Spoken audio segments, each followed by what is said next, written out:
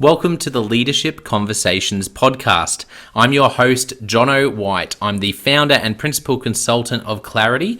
We are an Australian-based consultancy that works with leaders around the world, and our passion is to invest in people to become everything they're meant to be in order to fill the world with healthy organizations that people love to work for and customers line up to buy from. The goal of this podcast is to invest in you and your leadership. My gift to you is to work incredibly hard to provide the best leadership content I can to invest in you and your leadership. So if you're finding our content helpful, if you find this podcast helpful, then your gift to me could be this. If you do find it helpful, then write a review or rate our content and make sure you subscribe or follow. I can't emphasize enough how helpful that is. It really does help us to get the word out there so we can invest in more leaders to become everything they're meant to be. Okay, let's get into today's episode of the Leadership Conversations podcast. Enjoy.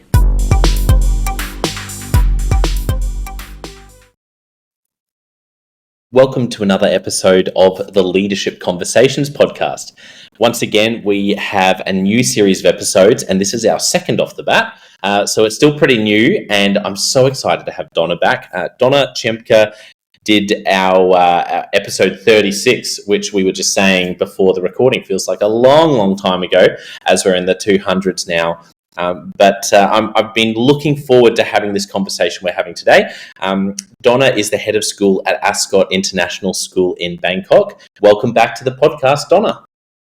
Thank you, Jono. And I think the last time we spoke, it was the middle of COVID. So this is very exciting. Schools are back. Yes, absolutely. That was... I can't decide if COVID now, because we're recording this in August 2023, if it feels like forever ago or yesterday. It's like a bit of both. Yes. It was like I was going through my phone deleting images, and I found a meme saying about when COVID ends is like saying when I win the lottery. And I suddenly thought at the time that was so pertinent. Yeah. And now it's ended, and we're through it physically. But are we through the journey emotionally? That's the big question, isn't it? Yeah, absolutely. And I think schools, education's one place where you're probably seeing a lot of that play out and how it's affected not only the teachers, but particularly young people. Before we talk about what we're going to be discussing today, I know you've been on before, but just tell us a little bit about what you do as a head of school and a little bit about Ascot International School. Absolutely. Ascot International is a 3-program IB World School.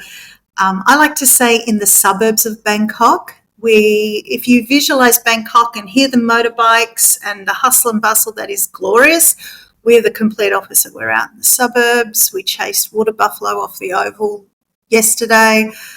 We have a school of 500 from 2 years of age through to 18 years of age, and my role is head of the whole school. So being a small school, that means that it's a busy role, but a great role. And we probably have between 100 to 160 staff working in the campus from all over the world. And today it's a beautiful place to be. The sun is shining and it's not too hot or humid.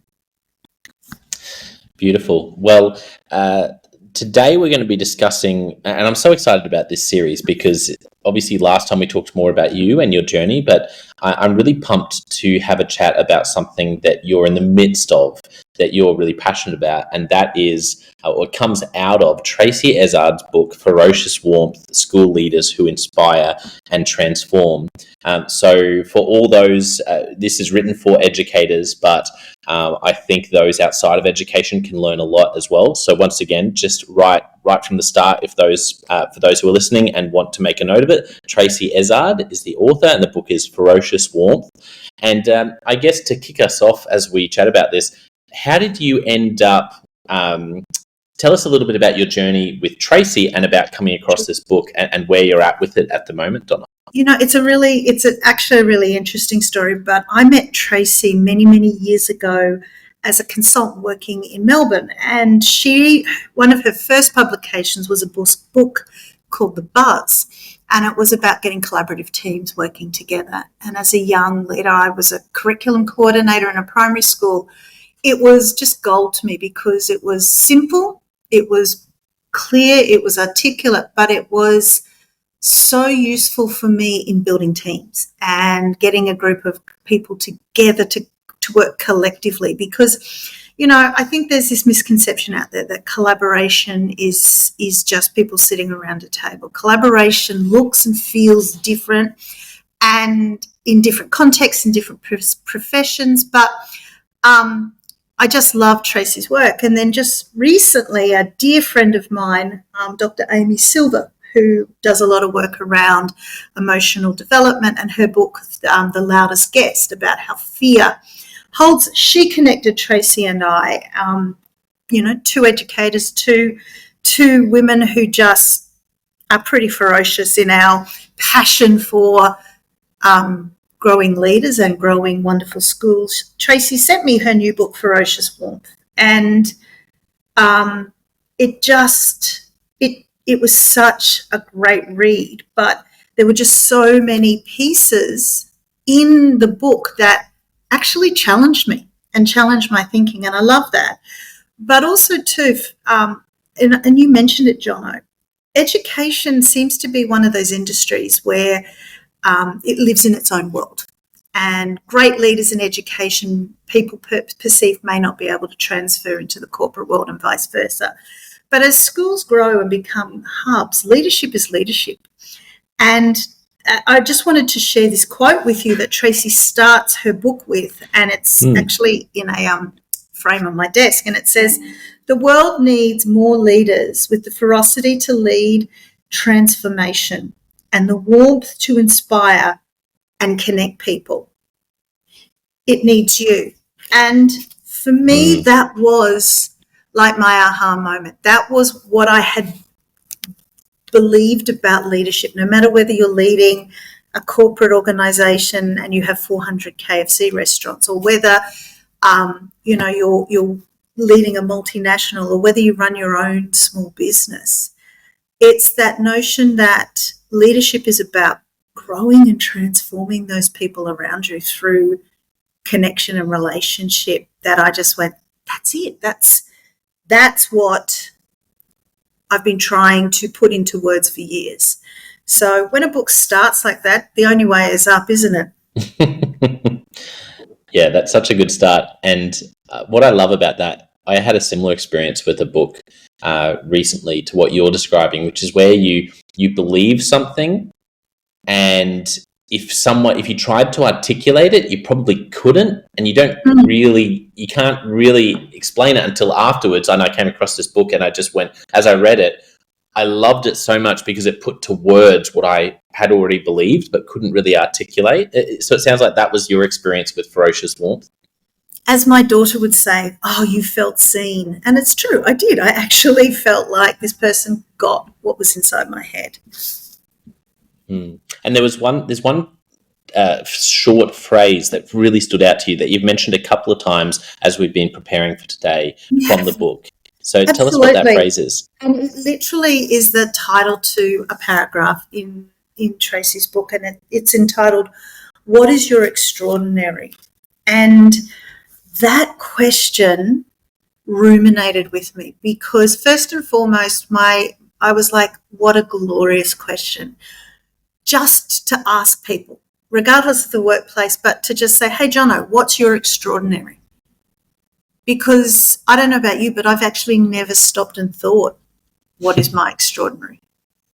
I've thought about what I know are my strengths, and I've thought about probably more so what I know are my challenges and my areas of growth. But have I ever thought about what makes me extraordinary? And then in turn to ask that within a work environment, that just for me was a real moment where I went, wow, I've never thought about this. And I guess my question is, as a head of school, you, and I, knowing you a little bit, that you're across a lot of things. You've read a lot of books. I'm always interested in a moment like this. why do you think that phrase, "What's your extraordinary," has stood out so much for you, like right now when you read it? What is it about this season that you think means that it's just really captured you? I think it's the vulnerability in that question. Because what if I say I'm extraordinary at X and those people around me go, are you kidding me? For me, that is first and foremost, from a personal perspective, you know, who can you trust to tell, other than my husband or my partner or someone very close to me? There is no way I would feel confident or safe enough to say I'm extraordinary at that. And so I think there's that level of vulnerability.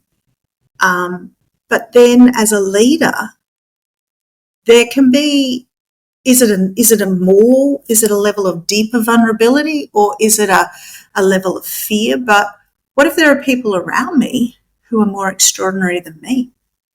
And the reality is there are. And the reality is just because I'm the head of school does not mean that all the wisdom, the knowledge stops at me, far from it. But how often do we actually say that? Yeah, I think the other thing I love about that phrase is it opens up the possibility that what I'm extraordinary at and what I'm doing in my current position may not, they probably won't match completely. And hopefully over time we're able to round some of our edges, but also grow into positions that really suit us. I guess for you, though, one thing I've seen in education is that it is not necessarily the fastest moving industry. And so as a leader, how do you, like, when you've got someone on your team, and let's take this down the line a bit, and you've asked this question, culturally people have picked it up, and you come across someone whose extraordinary and position description really don't match, and there's no easy fix. Is that something that you deal with in education and in a school? And how do you navigate that? We're talking hypotheticals because I'm not at that point. But yeah, absolutely, it is. I think it's a little. Well, I don't think it's a little bit. I think it directly aligns with that notion of belief and philosophy. And I have worked with teachers who have been in schools that I've been leading that their pedagogical approach or their teaching philosophy doesn't align with that of the school or the direction that I am a leader, that I am taking the school. And for them, it's a constant head-butting into a wall. And so I've had to have conversations in that respect about digging into what they believe as educators and helping them find an environment, or helping them slowly not buy in but come to see the perspective that we're approaching. So we are an IB school. We are very constructivist in our approach, which means we want the students to drive the learning. We want kids to ask questions, and we want kids across the board to get to a point where they can manage their learning, their well-being, their behaviour. So we're not the sort of school where you're going to have 14 rules and a red mark against your name. And we're not the sort of school where regurgitating information is going to make you a great student. But for some teachers, they philosophically feel that that is the best framework. And so it's about having those conversations with them and going, well, this is where we sit. Where do you sit? Because as you know, if you're not philosophically aligned, you're constantly going to feel like a square peg in a round hole. And so for me, I think that notion, taking it then further to what you're saying, Jono, is absolutely getting people to identify their extraordinary. And then I think then the next step is, how can we as a community help you flourish and help you thrive by being extraordinary? And, it's a conversation that we have to start with. Now, sometimes for people, and we know this, that eventually they may move on because our journey may not be fast enough for them or whatever. But for me, it would be about first and foremost having that conversation. And I'll be completely honest, I've never had it with a community. I've never said to our staff, you tell me what your extraordinary is. Yeah, I think you wouldn't be alone in that because it's super risky. I think it's risky on a number of levels. Doesn't mean you shouldn't do it. And I'm excited. My next question is going to be, how are you, what are you doing and what have you done so far with this? Because I love how we're parachuting into the middle of the process for you, which is very kind of you to let us in. But I think there's so much risk to that, and I see leaders balk at it.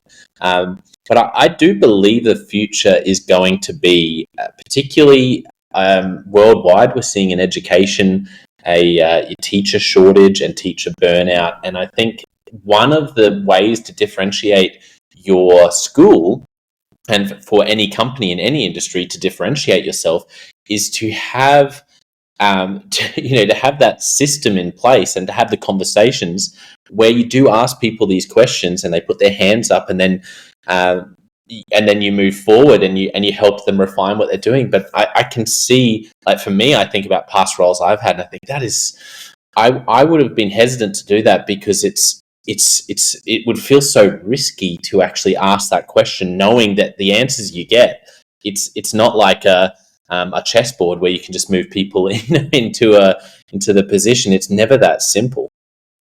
And it is, you're spot on it, and it's not a quick fix. I can't just go, right, there you go, I can give you this, therefore. No, you're spot on. And so one of the things that I've been digging around, that's my very simple way of saying researching, for about the last year, and we talked about this in the last podcast, is the role trust plays in schools. Yeah. And trust plays in workplaces. And for me, I feel like that question of what's your extraordinary has pushed that research deeper. Because, every single thing, whether it's innovation, whether it's a risk-taking situation, whether it's being vulnerable, whether it's being open, there's so many books talking about that. Every single piece that underpins that is that notion of institutional trust. And what we know is that's so hard to achieve. It's not impossible. And I feel like there are many avenues we can take to build that up. But something we started the school year. So the school year here in Ascot's been open for 2 years. And I started the year with that notion of trust and talking to the teachers about trust, and that all of this comes back to trust in me, whether I like that or not, trust in the institution, and trust that this workplace is a safe space. And so to start the year off, I did a little survey with the staff, and I said, look, it would be better if you put your name on it, but I'm giving you the option not to put your name on it because you might not be there with your trust. And there was one question, and it was, what do you need to feel safe at work? And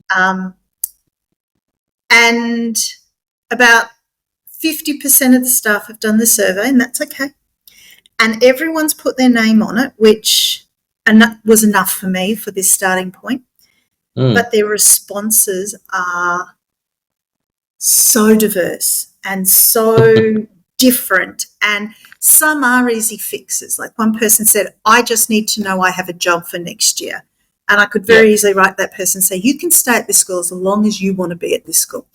That was an easy fix. But some of the others were fascinating and were simple, but were so diverse. And it came back for me and you could almost funnel them under 3 pillars. Institutional trust is so much around systems and processes. People need to know that the processes work, that if they put in a request, it's going to get done, that they have a desk to work at, all of those pieces that actually are very easy to achieve and maintain. The next part fell into what I consider the areas of growth that I know it's just going to take time and consistency, about being present, knowing expectations, having those sorts of guidelines, and, for better use of a word, KPI around the roles. And that's something that as educators we don't often have. How do you assess whether a teacher's great? Is it based on the kids' emotional responses? Is it based on their marks? I personally believe that the greatest indicator of a teacher's success is not the academic highs, but the growth in our lowest and most needy students. But that's something that a lot of teachers are yearning for. That's actually a really easy fix through an appraisal system and a framework within the school. But then the final piece was down to that personal life experience, bias for better use of a word, where they've been in situations where trust has been broken and they're not ready. They don't feel safe here as a result of past trauma or experience. And that's the one that's kind of I'm focusing on, obviously, because there's not an easy fix to that in terms of how do we now shift that?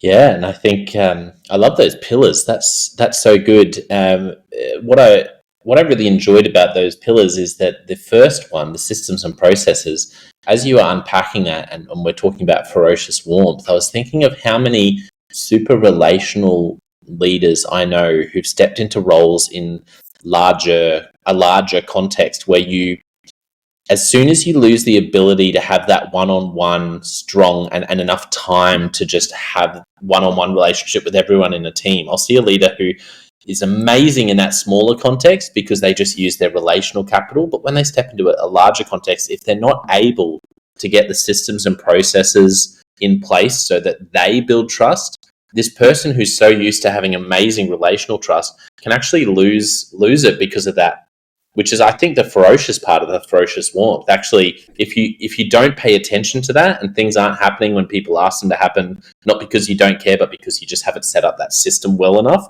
then you lose this trust, which I've seen happen.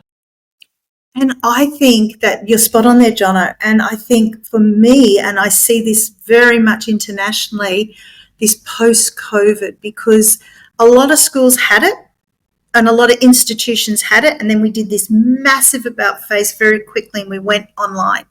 And now we've come back into school and no one came back in the same way they were. Everyone's been changed and morphed. But here in Thailand, we had 3 years of online learning. So a lot of processes and systems, we're almost starting again from scratch. And it's those systems that people are seeking for that consistency. And it's so simple. So in Thailand, it's law that employees have 30 sick days a year. I know, don't even do the sums. But that's the only leave that's allocated in schools. Now, what then happens is staff call up and say, I'm sick, when their mother might be unwell or their child might be unwell or they need to do a visa or there's some other external process that's ensuring they can't be at school, but the only leave they've got is sick leave. So one of the things we did last year is break down those 30 days and allocate titles. So you can have 3 days personal leave. You don't have to give us a reason for it, but you can take those leaves. Here are the parameters. You've got this much time for recruiting leave. You've got this much time for bereavement leave. You've got this much time for... Now, we didn't change the amount of days they were legally allowed, but we gave them names and we enabled people to then be open and honest about why they weren't at work. No one needs to give reasons, but instead of, oh, well, Johnny took sick leave, but actually I saw on Facebook he was at his mother's 80th birthday. That system bred distrust. So it was a really easy fix. And now our documentation is better, our processes work properly and clearly and are sustainable. But that simple shift brought trust back into the school environment. Yeah, that's such a good example. And that example is great because you didn't change... like you said, you didn't change anything legally. Like, it's still the legal requirement in Thailand, 30 days. But what you did is you said, okay, well, this is what we have.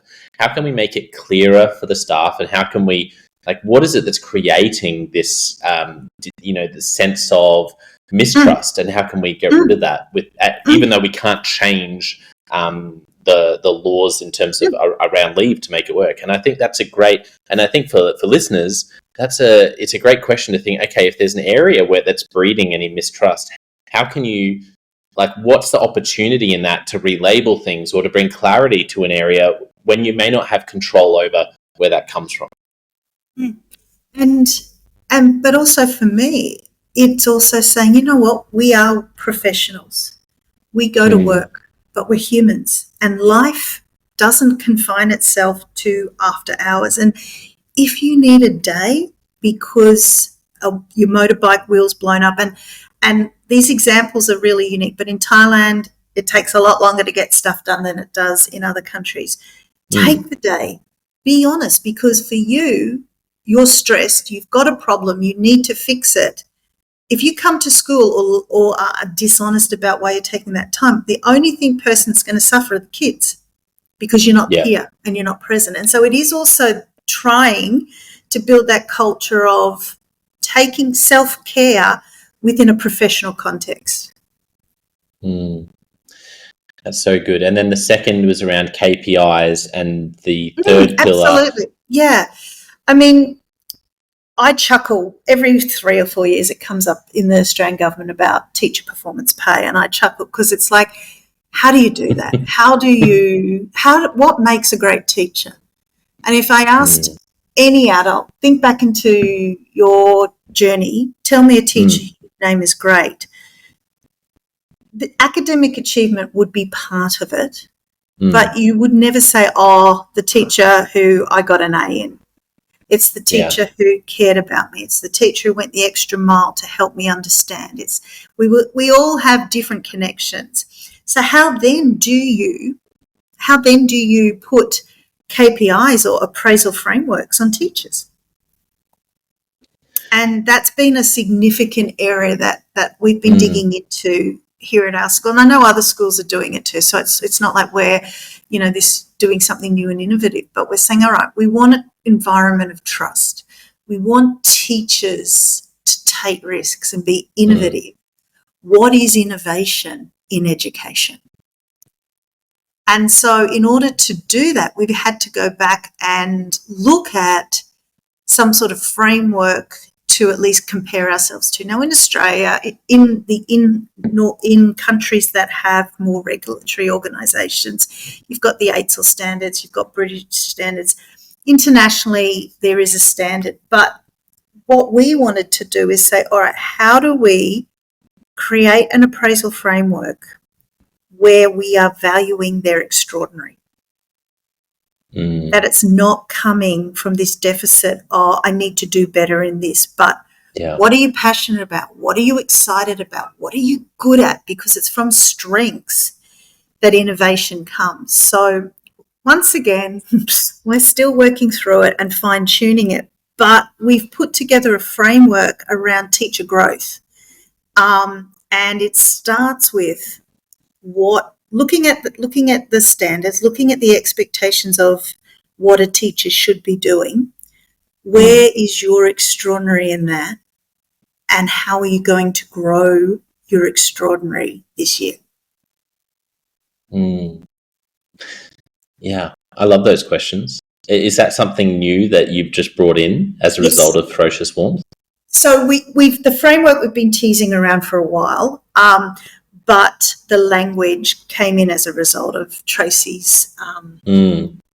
Because at the end of the day, there are things I'm good at, there's things I'm not good at. And I know full well my areas of challenge and the areas I need to work on. But if I'm going to be passionate about my work and I'm going to go to work with a spring in my step every day, it's not about focusing on my deficits. And so what we're trialing it, and it may come down, it may come back. We'll talk in a year. It may fall in a massive heap. But what we're doing at the moment is asking teachers to reflect and just try and identify what is your extraordinary and how can we make you better. And it could be anything linked into the school. So one of our teachers has shared with me that they want to really dig into relationships. They feel that they have good relationships with kids, but is it on their terms or is it on the kids' terms? And so they're doing some research into this wonderful book called Do You Know Me Well Enough to Teach Me? And it's from a student's perspective. And they're going to dig into that and sort of see if the relationships they have with students is all teacher driven, and what the teacher's interested versus what the students, it's teacher driven, not student driven.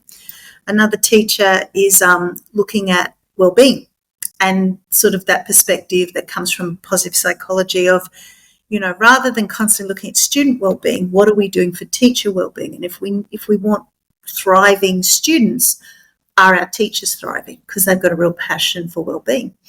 And no one knows where the outcomes are going to come. We don't know where these discoveries are going to end up, and there's no expectation of a product or a presentation at the end. The whole framework is based around coaching conversations with your immediate head of school and working with a collaborative partner and documenting your journey, how you want to document your journey. So some people may just chat, some people may write, some people may blog or vlog, some people may want to do a presentation, but we're just giving it a go this year and seeing what happens when we just encourage people to pursue their extraordinary. Yeah, I think there's so much potential in what you're doing, and the key kind of foundation around that I think comes to mind for me as you're unpacking this is the idea of the difference between quantity of work and quality of work, how it relates to employee engagement and also well-being. And so I think for your teachers, this is something I've definitely bought into in the past, is I've looked at my own well-being in the work that I'm doing and those around me, those I'm leading, and I've really looked at quantity, and I've been saying, watch out if people are doing too many hours. Watch out if I catch myself doing... So I measured it in this really one-dimensional frame. And I think you do that because you see the extremes. You see someone who is doing purely too much, when it comes to quantity. But I believe I've had a real... I think there's a real shift in my own mindset around this, particularly because of the Working Genius assessment that's come out of Patrick Lencioni's The Table Group. I don't know if you've come across the Working Genius, and the Working Genius really challenges this idea because it says all of us have there's 6 geniuses and all of us have 2 of them that are our geniuses, and the big aha for me from that was saying, you know what, there's some work that we do that we're in our sweet spot, we're in the flow in terms of the type of work where it sits. Is it the really high level kind of thinking and ideation, or is it the execution? And of course, this challenged me because I started questioning myself, going, hang on a second, for clarity, I'm doing more work than I ever have in other roles, and yet I'm more fulfilled, less burned out. Like there's actually, because I think what I'm doing now is I'm spending so much time, it's the quality of the work, it's in my sweet spot. Whereas in the past, I've measured it one-dimensionally. So the reason I mention all of that is I see what you're doing by saying, what's your extraordinary and how can we grow you in that, is you're really looking at the quality of what they're doing.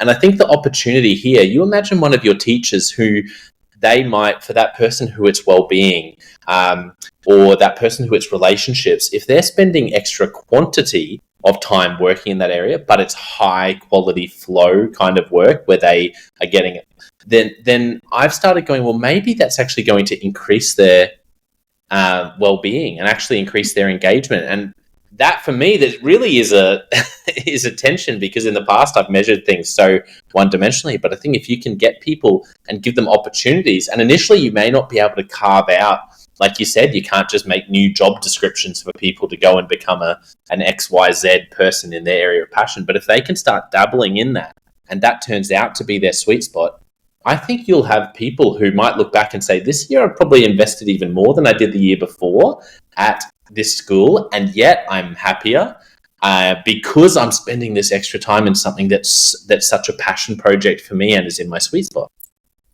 I hope so, Jono, because one of, I haven't put this out to our community, but deep down, what my greatest dream is a school where people are just taking on leadership. And leadership for me is not a title or an office. It's seeing a need and responding to it and going, you know what? I'm going to start a yoga club at lunchtime because I've been looking at mindfulness and people are just literally going into flow and are just, as you just said, not working harder, but investing more into the student learning experience as a result of them digging into their extraordinary.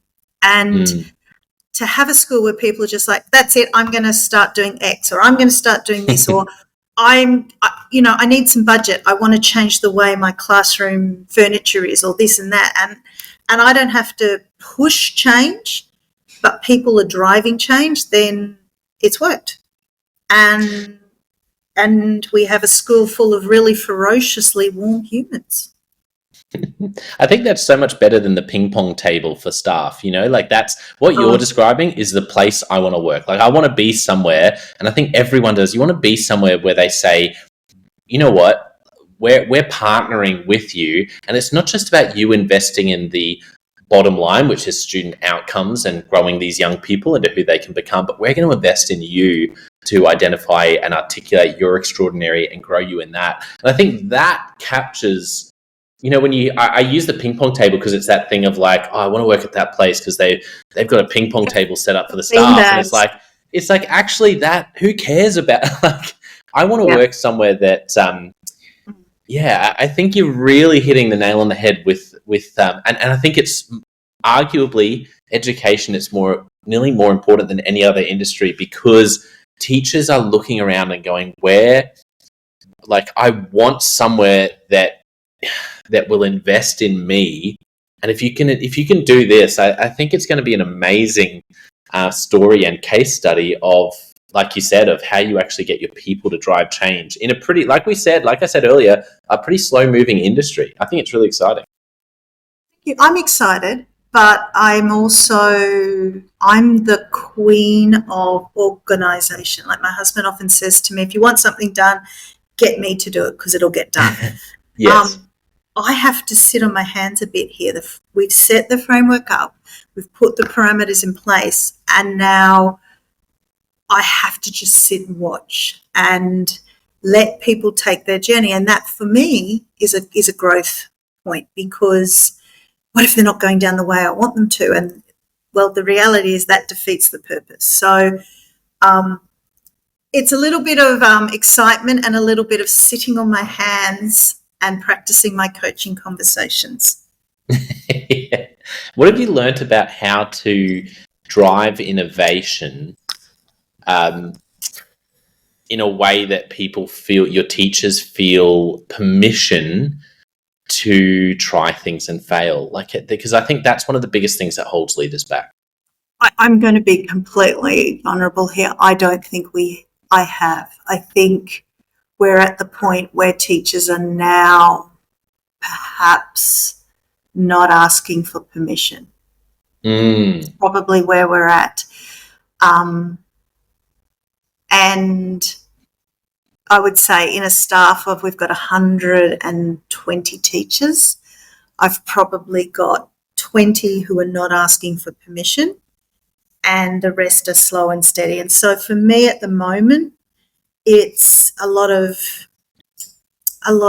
face-to-face time, being present in the community, lots of affirmation of, oh my gosh, I love what you're doing here. That's phenomenal. Lots of bucket filling, and not identifying next steps. So I've always been that sort of person I absolutely love how you've got this. Have you considered this? And I'm not going to sit here and say that's right or wrong, but I'm now taken off the have you considered this, and it's just pure acknowledgement of effort, of risk taking, of anything. Like I walked into a classroom today and a teacher was setting it up, and I was just like, wow, that's amazing. I love what you've done. And her next response was, I'd really like to do X, Y, and Z. is there money to get this furniture? And it's like, absolutely, off you go. And for me, I'm always learning as a leader, and for her just to turn around and say, is there money? Can we do this? I felt like my bucket was filled because she'd already taken the next step. She knew where she wanted to go. And so it's a journey for me too. Yeah, it's so good to hear how that culture's shifting, because Slowly. I think it is a slow, and often as a leader, right? Like, one of the things that leads to the opportunity to move up and to have more responsibility in any organization, and particularly in education, is you're able to execute. You get the results. And so, but when you're trying to drive this cultural change, executing the change means holding back. It's like, it's a real, it is a real tension to walk. And look, it's doable because we are a small environment. I'm not sure, I couldn't do this in a school where we've got 1,000 students or 2,000 students because the community is so much bigger. So whilst this is our journey, it's working for our context and our size. I'm not necessarily sure. I think the philosophy is right, but I think the implementation might look very different in a different environment. Yeah, and I think one of the keys for innovation that you're doing is, in a book I've been reading recently, it's a book called Alchemy by Rory Sullivan, who works for Ogilvy's in the UK, and it's a book about the magic of advertising and kind of pushing back on pure economics. It's a fascinating book, but he talks about how so much of scientific innovation, like in science, the most structured, results driven, research, and then you get your results. But he gives all these examples of the biggest innovations in science that came out of accidental trial and error. Like, it really was not the purpose, and kind of questions this idea of, and gives some examples of scientists who are saying, actually, if we're going to have significant breakthroughs, we need to give funding to people who are going to dabble and try, which is really challenging in that industry. But I think it's similar. I love what you're doing, because you're growing. You might grow experts who actually find their niche and one day fly in terms of out of the school, and maybe they'll be like Tracey, writing their own books that for educators around that. And the way for them to learn that, I love the idea that they're dabbling. They're trying. They're getting some funding to do something different in their classroom, and it's within a context that has a purpose. But I think that's what innovation I think often looks much messier than we want it to, and so I think you have to embrace some of that mess if you want to see that true innovation. Oh, spot on. And it's like when you work with young children and they have, there goes my alarm, and they have working theories about something and it's wrong. But letting them work through their learning till they get to the right discovery is where that sweet spot happens. That's where learning happens. And that doesn't change whether you're 2 or whether you're 52. And so we need to give everybody the opportunity to, what's that? Not the academic struggle, but the pedagogical struggle, where you're in that learning pit and you're trying to make meaning for yourself. Yeah, it's so good. Okay, last thoughts, because I've been so engrossed in this conversation. I'm looking at the time and I've already gone 12 minutes over my goal. So, but it's just so right. It's so good, Donna. You and I always talk far too much. We do. I just wanted to make sure we just put a full stop next to that third pillar, which is, I think that's a whole episode in itself, which is people's own past experiences where they've had trust broken. Anything you just want to say briefly around that third pillar of people saying, for me, the challenge is that I've actually had trust broken in the past?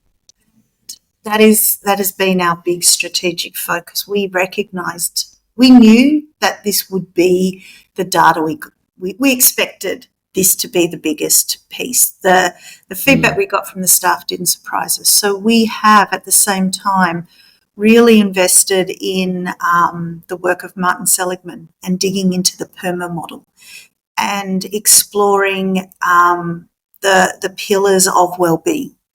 And rather than saying this is our school's wellbeing program, this is what you're doing for the students, we spend a day of our inset week and we'll spend a whole year digging into what constitutes our own wellbeing and creating a climate where teachers are hopefully have the resources or the connections to work through whatever it is they need in order to push past trauma, for better use of a word.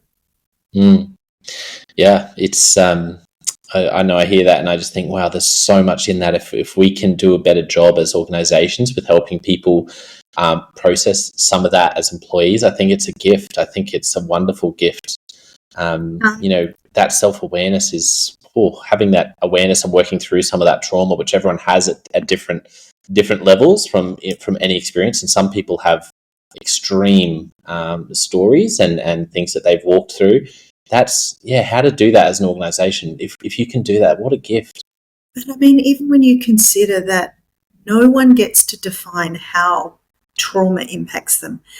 And someone can go through an experience that compared to my life might seem minuscule, but based on so many facets, it deeply impacts them.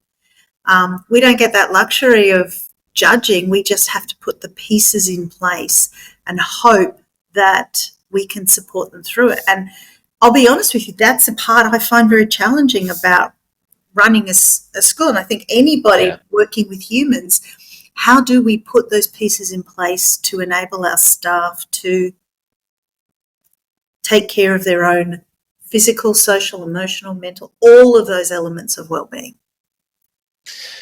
Yeah, that's a big question, and such a good question. Time for another podcast. Honestly, that could be our next episode, because it's just that's such a. I think every leader would have just heard that last couple of minutes and lent in to be like, how do I do this? Because it really feels like such a big question for leaders globally right now. And I mean, I'll shut up and let you speak. Edit that rude word out. Final thoughts on Ferocious Warmth, just as we land the episode, Donna?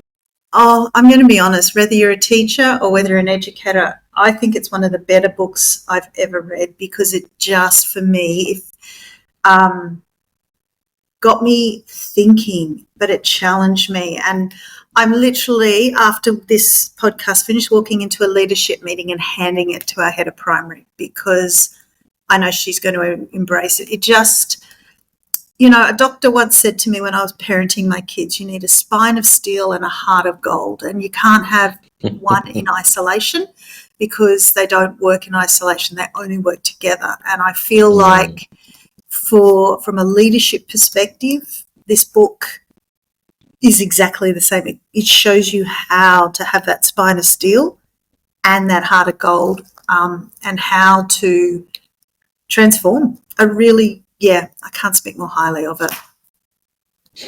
Amazing. Well, I want to thank our listeners for tuning in. Such an engaging episode. I think you could hear how much we both enjoyed chatting about Ferocious Warmth and getting to hear a bit of Donna's story with what they're doing, which is really exciting. And but I want to say a particularly big thank you to you, Donna, for being so vulnerable to let us into the midst of a process. Like we said, that I know that's that can be challenging, so I appreciate that, but also just loved chatting with you today.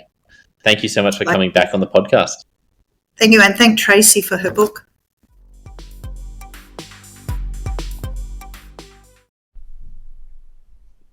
Well, I hope you enjoyed that episode of the Leadership Conversations podcast as much as I did. If you're finding this helpful, there is something that you could do that would help us out massively, and that is to write a review and to leave a rating for our podcast or wherever you're watching or listening to this. I can't tell you how much that helps us out. Also, subscribe or follow. It really does make a difference in helping us to help more leaders become everything they're meant to be.